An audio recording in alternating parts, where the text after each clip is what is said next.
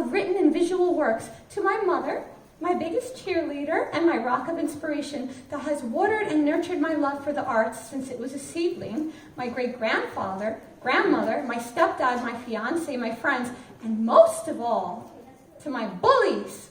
For without their presence in my life, these writings and paintings would never have come to fruition. Wow. So in a way, without that experience, without being put down, without going through all that hell, this book would not exist. It might be an alternate book, but it would not have the same messages. So I'm happy in a way that, I went through all that and I used it in a positive way. I turned lemons into lemonade. So who has the last laugh now? So there you go. That's what I want you guys to do with your life. If you've been through a lot of garbage in your life, don't let it define who you are right now. That's not who you are. That's just something you went through. And you can always use that and turn it the other way. If you feel like all this stuff is going on and you feel like overwhelmed or you feel like life is out of control, just take a breath and try to think of the things you do have, the things you can be grateful for, and what can I do today to make an impact in this world? It doesn't have to be a giant thing. It could be a tiny thing even. Because all those little things, all those little drops like outside raining, they collect, right? And they turn into like a puddle, they turn into a river, they turn into a tsunami, right? So all those little things actually mean something. Even if you make a tiny bit of progress today, it's progress. So never feel and put yourself down like, oh, I didn't do enough today. You did.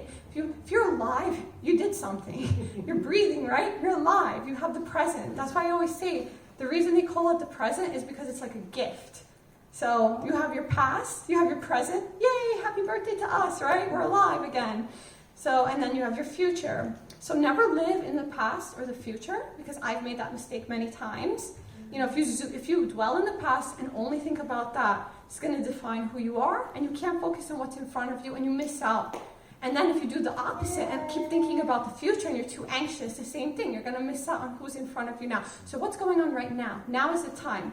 Like they say in one of the songs I heard, right now! Is there tomorrow? So yes, that's the message I want to convey with all my writing and my poetry and my art. I also do a lot of murals in the neighborhood. If you see my window art, I painted mirrors recently for their window as well. I did a whole spring theme for them. So if you're free to stop by, check it out. And I do wall murals as well. And I do graphic design work. I'm trying to do everything in the arts. I've taught classes for children in the past, for adults. So anything to do with the arts, I'm going to follow my dream and go for that passion. And I strongly advise, if you have a passion in you, follow it now while you're still healthy. It doesn't matter. It's never too late. As long as you have your health, you have your wealth, you have it all. Okay? If you're still here and you're still breathing, you don't have, God forbid, a cancer or something, you're still okay. Even if you did have a cancer, the art can actually help heal it. That's what I've heard. If you have this positive energy and positive outlook on life, it actually can help to heal in conjunction with treatment.